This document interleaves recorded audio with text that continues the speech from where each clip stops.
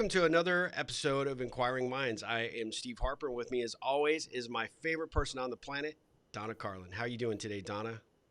I'm good. How are you? I'm doing great. I'm excited to be back. We were trying to record an episode a week ago, and we ran into some technical problems, and I was so bummed because we were ready to go and have that conversation, and we couldn't get it captured on video. And so I'm excited for today because I've missed you. I mean, I haven't got to talk to you in a week, so this is exciting. I go through withdrawal. I know the feeling. These, Well, these, sorry, I was just going to say these conversations get me thinking the whole day yep, and beyond. yeah. Well, And we're getting a tremendous response from people that are watching and listening to the podcast. I'm so jazzed because just like them, I feel like I'm learning something every single time we have these conversations, and so I think that's why I was going through withdrawal, not seeing you or talking to you for a week. So it's good to be back with you for sure. So what are we talking about today? so I was thinking about this. One of the things that really comes up in personal life, in professional life, is are we doing things out of obligation or choice? Oh, I like that. That distinction is something that I think we need to think about more often because doing things out of choice is uplifting. Doing things out of obligation is depleting. It just sucks you dry. You just get through it. You close your eyes and say, let me just get this done. And I will say yes to this person because, they're my family or they're my oldest friend or whatever it is, Hmm. or my boss at work, knowing full well that A, I don't want to be a part of this. B, I don't think it's in their best interest, whatever it is. I really believe that when we do things out of choice, and people know that because it is something we do on a regular basis, they know when we say yes, we're saying yes from the heart, Yeah. never from obligation. And how empowering is that, especially in a relationship? Oh, absolutely. I can definitely see that.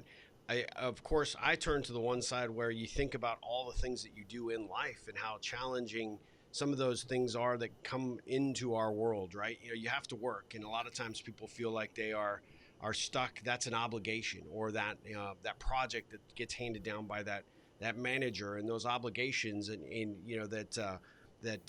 just get put on us, and that does. And I when you said the word depleting, I was like, yes, I have been there. I know that. I feel that in my own life sometimes. So, how do you become conscious of avoiding that? Or how do you put yourself in a situation where maybe if you're working for a job where you're not in charge or in control, how you can sort of turn those tables so that you feel like you have a choice in those opportunities and maybe live or respond differently to those situations?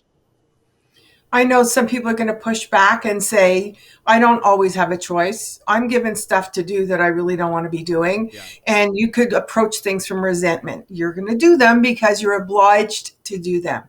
My question then is, what are you getting out of it? What are you learning about something that you didn't know before?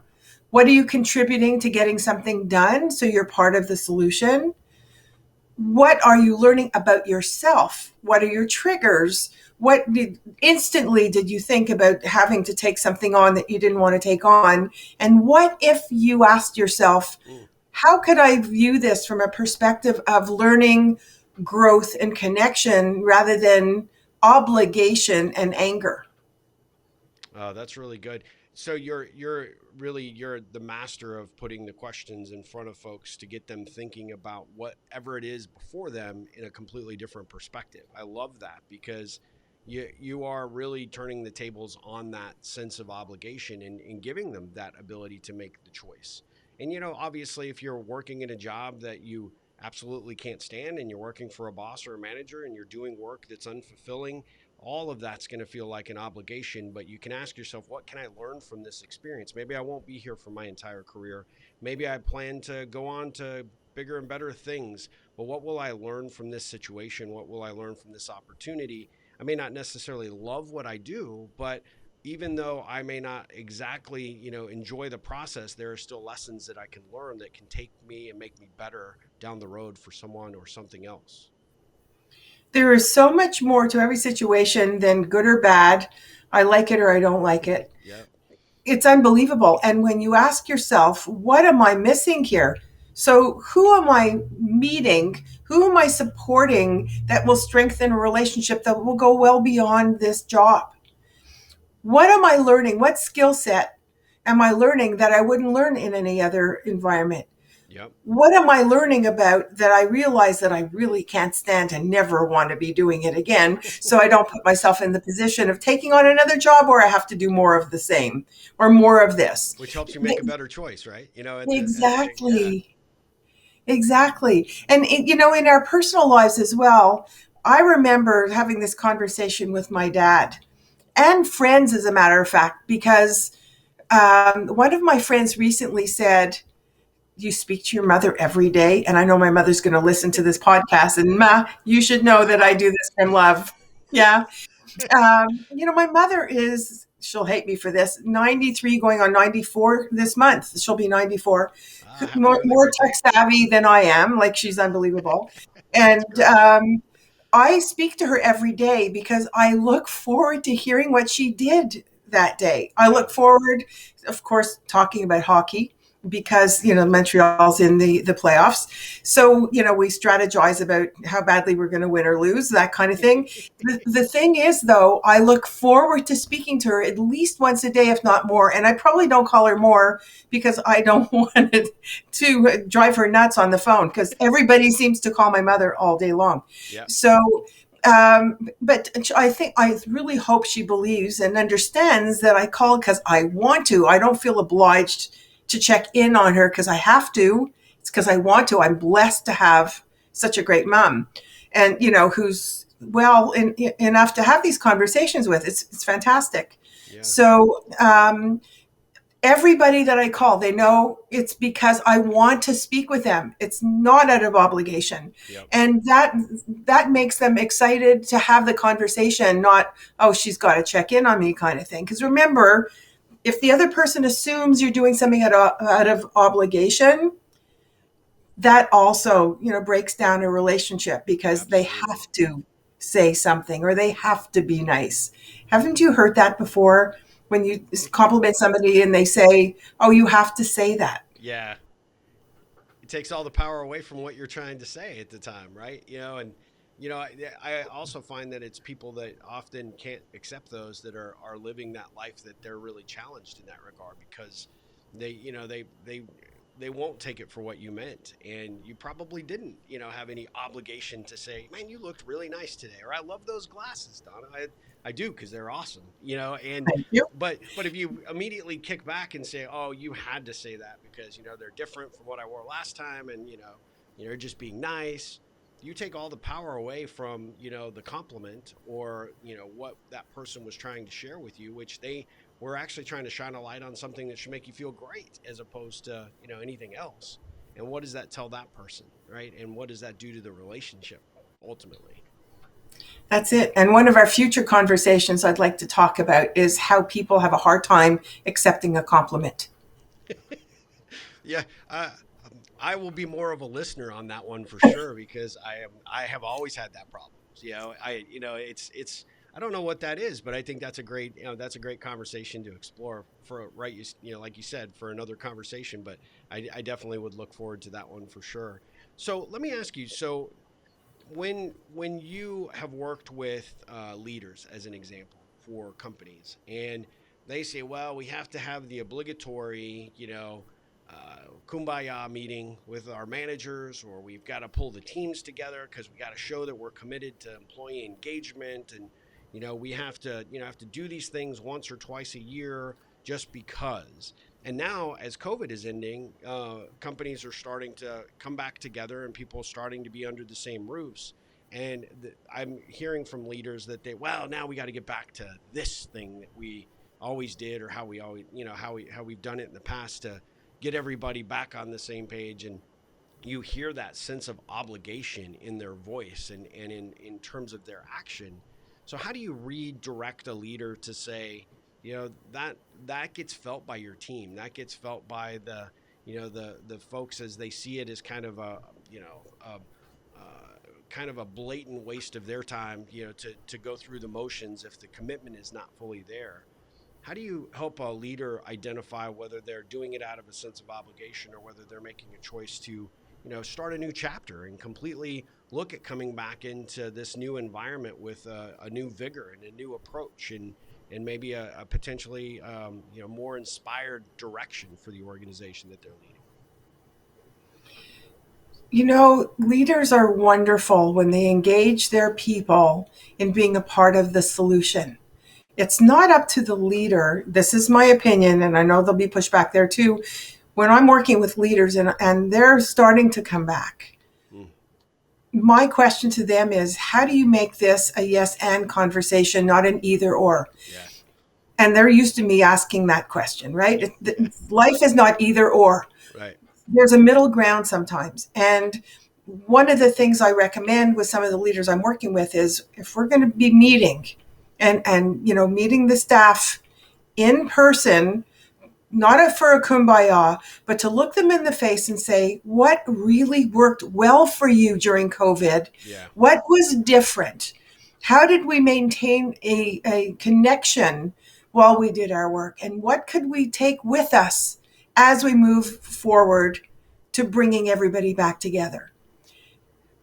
Going back to the way things were is not necessarily the best way.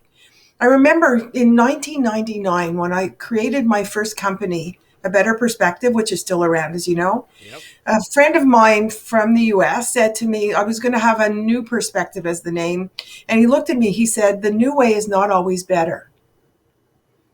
And I remembered that, the best way, in my opinion, is to take some of the old, some of the new, and some of the where we want to be, and mix them all together. And if you had a conversation with your staff, with all the people in your organization, to say, I want to hear from you, to hear what really worked for you, what do you want to carry forward? And how could we literally move forward, bringing the best of all? And then start co-creating it from that point of view. How empowering is that? Yeah, absolutely. And even for that leader to be able to have that new burst of energy, that new sense of innovation in terms of what could be possible by what he or she is hearing from her team, their team. I think that could give them a new defined sense of purpose. And rather than look at it as a chore, they get to look at it as something they want to do, something that they are potentially recharging their own batteries off of the energy and the input from the people that they're leading. And it's a perfect opportunity for them to say, after the input and they percolate on a way to move forward, what is the best thing that I could do to ensure that that happens, is a question Yeah, that you throw that's a out great there. question. That's a great question. Well, as we wind down this conversation, do you find with the individuals that you coach or that you work with that there is a strategy or an idea that you might want to leave them so that they are asking themselves as these situations bubble up, whether they're doing it out of an obligation or out of a choice, and how to reframe in the moment? I think for our listeners and our audience, I think it's really important to start asking these questions and looking inward at the things that you have to do every single day. There are certain things that are expected of you, and there are certain elements of that you may be doing because you sense that you have to do it out of obligation. Is there a way to sort of give them kind of the Cliff Notes version of how to change that perspective in an instant so that they can reapproach it from a different attitude and with a newfound energy? What comes to mind is the reflective question, how do I want them or her or him or whatever to feel at the end of this conversation? That's the bottom line. Do I want them to feel empowered? Then they need to know that I'm empowered. If I want them to feel energized, they need to know that I'm excited about this in happening. You can't be excited and feel obligated under the definition of obligation that we're using today. Yeah. I'm not talking about, obligations that you take on because it's part of your role. I'm talking about, feeling obliged, or, you have to do this, not want to do this. Ask yourself that question. How do I want them to feel at the end of this conversation? Yeah. And that's going to help you frame it. That's really good. Well, for those of you that are listening and watching, we want you to feel empowered and we want you to feel inspired. We want you to start asking questions. These are the types of conversations that Donna and I are having, and we're so grateful that you're tuning in and watching. Hopefully, we're inspiring you to look into your own life or into your own work, and maybe blaze a new trail, and maybe be inspired to do something a little bit differently. And that's what Inquiring Minds is all about. So, Donna, people can reach you at donnacarlin.com, and people can reach me at Yep. ripplecentral.com. That seems to be the simplest and the easiest way for people to reach out and learn about our individual work.